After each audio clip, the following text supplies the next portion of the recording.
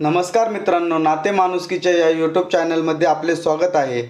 आज मकर संक्रांत म्हणजेच वर्षातील पहिला सण। आपण का बरं मकर संक्रांत साजरी करतो, चला तर जाणून घेऊया।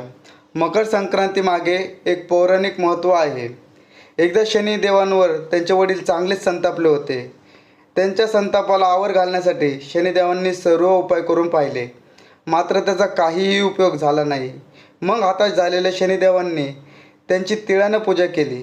तेव्हा मात्र भगवान सूर्यनारायण त्यांच्यावर चांगलेच प्रसन्न झाले आणि त्यांनी शनिदेवांना वरदान दिले, जेव्हा मी मकर राशीत प्रवेश करेल तेव्हा माझी तिळाने पूजा कर, त्याने सारे दोष नाहीसे होतील।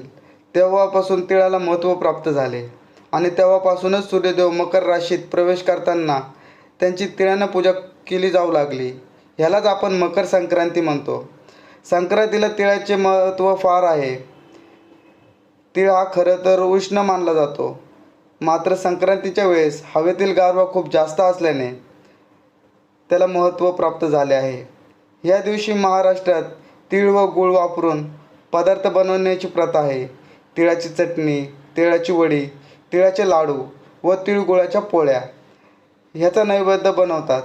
मकर संक्रांतीच्या दिवशी एकमेकांच्या घरी जाऊन एकमेकांना तिळगुळ देऊन आपल्या मनातील क्रोध, लोभ, भांडण विसरून एकमेकांशी गोड बोलायचे।